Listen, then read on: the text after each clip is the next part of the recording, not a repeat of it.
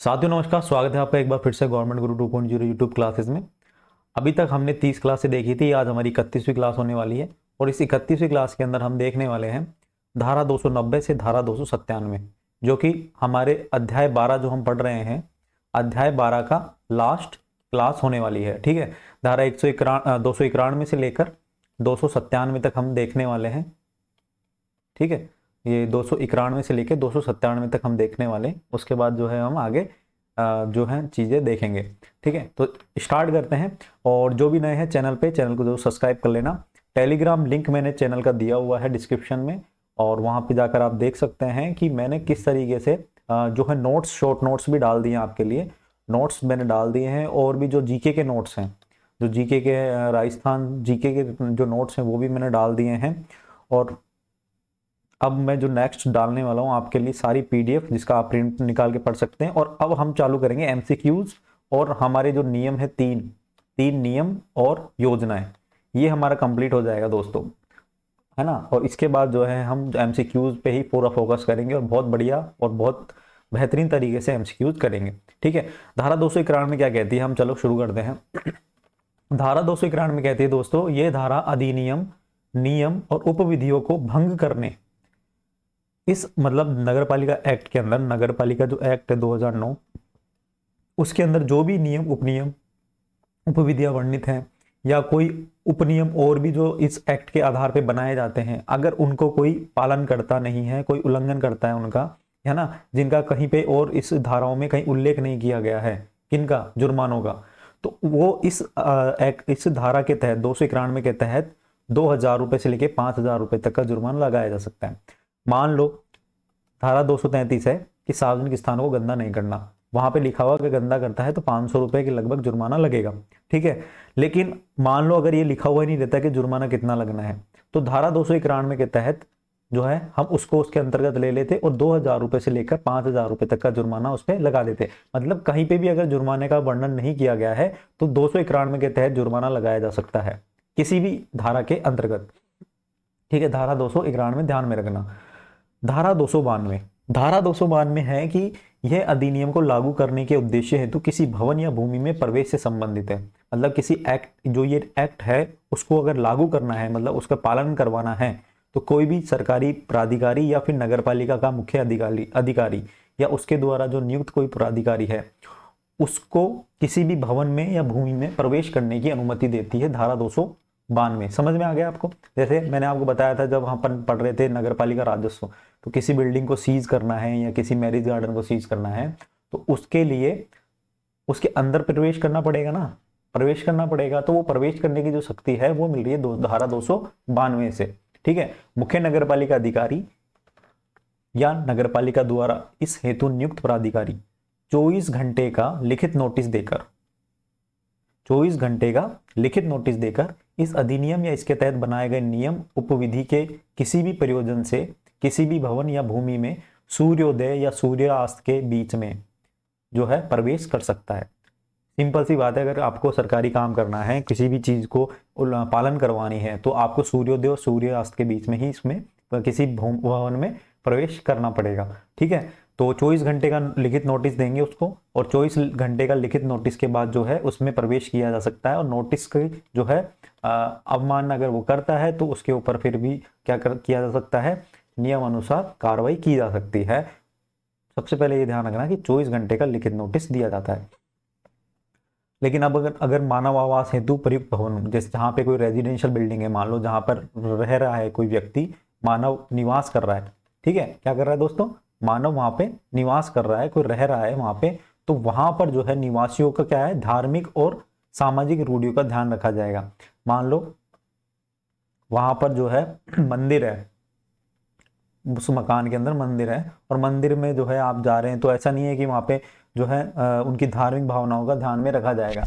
मंदिर में अगर आप कुछ छानबीन कर रहे हैं या किसी भी तरह की कोई कार्रवाई कर रहे हैं, तो आपको जो है जूते चप्पल बाहर खोलने पड़ेंगे।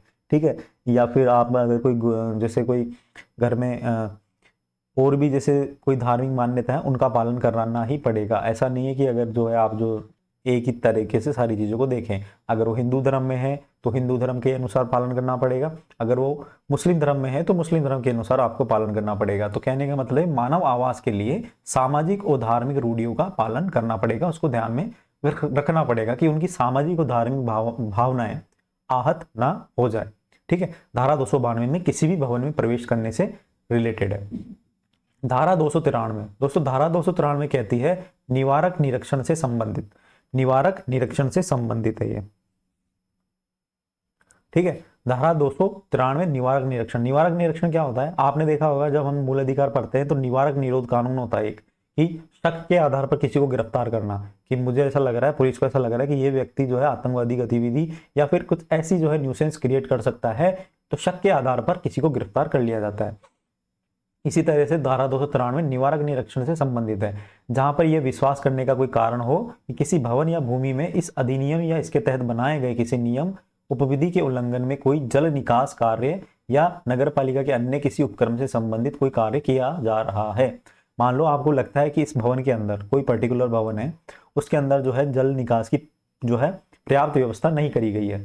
ठीक है, आपको ऐसा आशंका है, तो उसको चेक करने के लिए तो क्या है, निवारक निरोध हो गया, एक तरह शक के आधार पर जो है वहां पे जांच करना। एक तो आई, देखो शिकायत आई, सीधी सी बात है, एक शिकायत आई थी ना, ये फलाना आदमी और इस तरह से जो है काम कर रहा है, नगरपालिका अधिनियम का उल्लंघन करते हुए कार्य कर रहा है।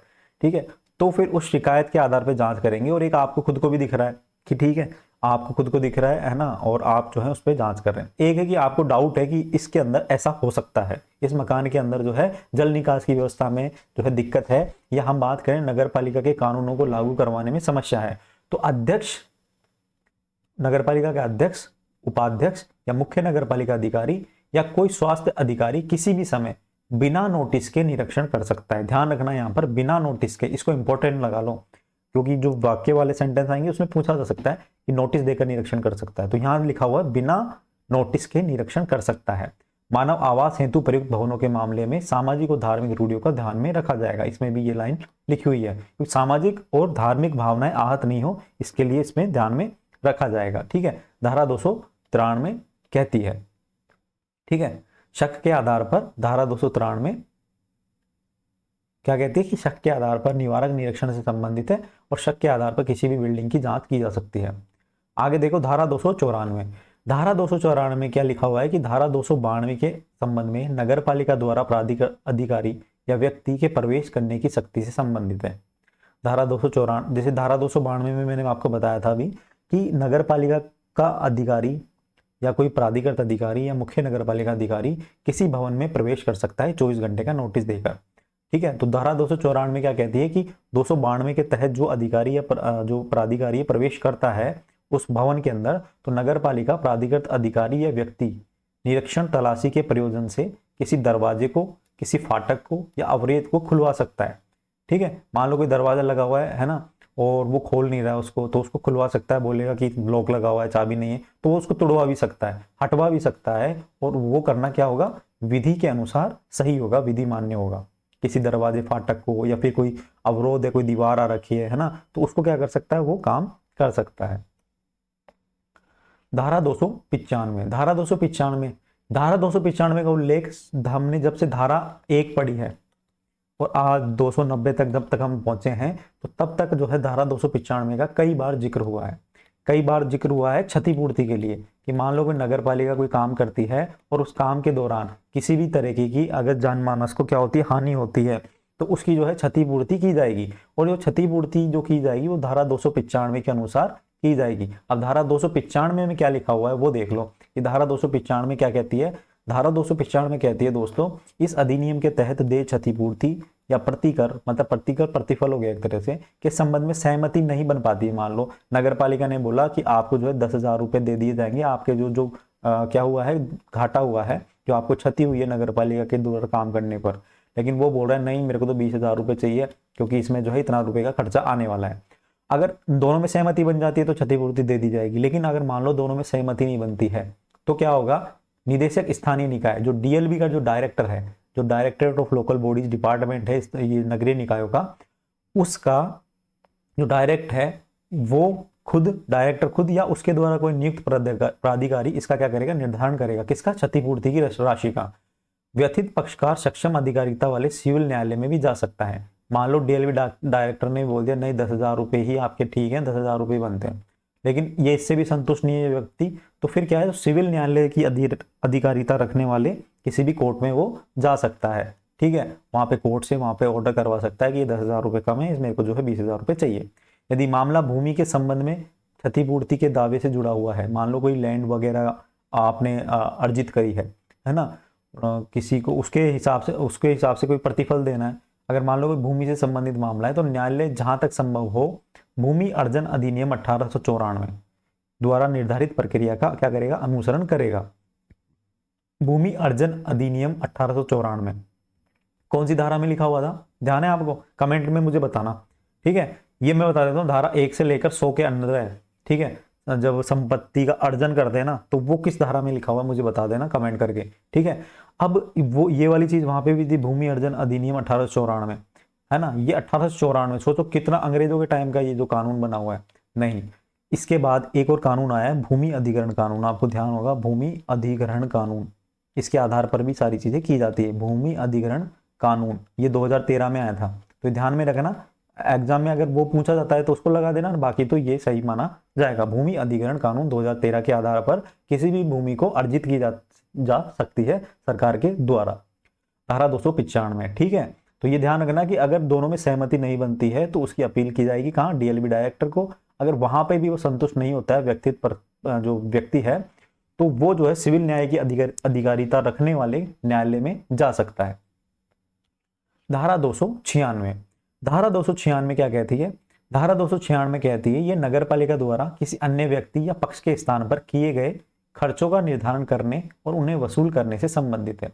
मतलब नगर पालिका द्वारा किसी अन्य व्यक्ति या पक्ष के स्थान पर नगर पालिका ने कोई खर्चा कर दिया है, जो खर्चा करना था किसी भूखंड के स्वामी को, अगर उसको वसूल करने से संबंधित है धारा 296। जब कोई विवाद इस संबंध में उत्पन्न हो जाता है तो अधिनियम के इस संदर्भ में कोई उपबंध नहीं है, तो नगर पालिका इसका निर्धारण किया जाएगा, नगर पालिका द्वारा इसका निर्धारण किया जाएगा और यह उस रीति से वसूला जाएगा जैसे बकाया कर को वसूला जाता है।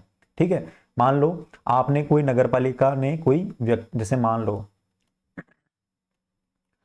लो कि कोई पर्टिकुलर व्यक्ति है, इसके मकान का जो है जल है, पानी है, वो नाली में नहीं जा रहा, तो नगर पालिका ने बोला भाई साहब आप इसको है ना जो नाली में डालो और नाली में डाल लो, अपने हिसाब से आपका जो है खर्चा होगा वो आप ही खुद भुगतो। लेकिन ये व्यक्ति नहीं सुन रहा, ये नकटा है। अब तो क्या होगा कि इसमें जो मान लो 5,000 रुपये का खर्चा आएगा, 5,000 रुपये वो नहीं कर रहा, खर्च नहीं कर रहा, तो नगर पालिका क्या करेगी, नगर पालिका वो 5,000 रुपये खर्च करेगी और नगर पालिका खुद उस काम को करा देगी। ठीक है, मैंने बताया था आपको जब धारा 202 पढ़ रहे थे अपन। ठीक है, नगर पालिका उस काम को करा देगी।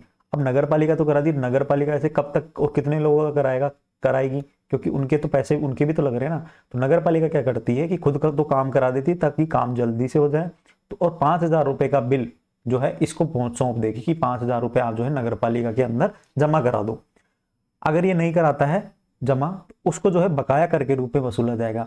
अब बकाया कर के रूप में कैसे वसूला जाएगा, उसके लिए मैंने आपको बहुत बढ़िया तरीके से बताया हुआ है, वो आप पढ़ोगे धारा 101 से लेकर 140 के अंदर, कि ना, कि जब नगर पालिका राजस्व जो अपन ने पढ़ा था कि बकाया कर के रूप में वसूली कैसे की जाती है। तो जो नए हैं उनको मैं बता दूं कि धारा 101 से 140 तक की वीडियो देख लेना, आपको समझ में आ जाएगा कि किस तरीके से नगर पालिका टैक्स वसूलता है। अगर फिर भी वो टैक्स नहीं चुकाता है तो उसकी जो है संपत्ति की कुर्की की जाती है, कुर्की की जाती है, उस संपत्ति का बेचान कर दिया जाता है और बेचान के बाद जो पैसा बचता है उसको नगर पालिका खुद रख लेती है और कोई अधिशेष अगर राशि बच जाती है वो उसको स्वामी को वापस दे देती है। तो मैंने आपको वहां पे सारी चीजें बताई हुई है, धारा 296 में स्पष्ट रूप से ये चीज लिखी हुई है। अब देखो धारा 297, अध्याय 12 की सबसे लास्ट धारा है धारा 297। धारा 297 क्या कहती है कि राज्य नगर पालिका संघ के गठन और उसके कार्यों के निर्धारण से संबंधित है। ठीक है, अब पूरे राजस्थान में कई नगर पालिकाएं, नगर परिषद, नगर निगम, ये नगर पालिकाएं, नगर परिषद, नगर निगम आपस में क्या बना लेते हैं, संगठन बना लेते हैं। क्या बना लेते हैं दोस्तों, संगठन बना लेते हैं, है ना। और संगठन बनाते कैसे हैं कि राज्य सरकार की समस्त या कुछ नगर पालिकाएं एक संघ, जिसे राजस्थान राज्य नगर पालिका बोर्ड संघ या राज्य सरकार द्वारा अधिसूचित कोई अन्य नाम हो वो कहा जाएगा, और वो संघ गठित कर सकते हैं। मतलब कुछ नगर पालिकाएं मिलकर आपस में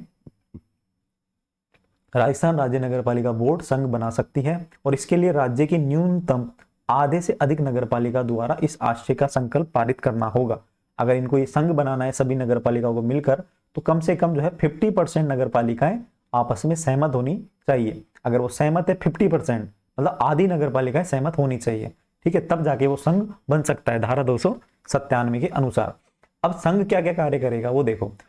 संघ ये काम करेगा, सबसे पहले तो सामान्य हित के मामलों का परीक्षण करेगा, इस संबंध में सूचना का प्रचार प्रसार करेगा, आपस में जो है सूचना प्रसार करेगा, और जो लोगों के हित में जो काम है उसका क्या करेगा, ऑब्जर्वेशन करेगा, परीक्षण करेगा।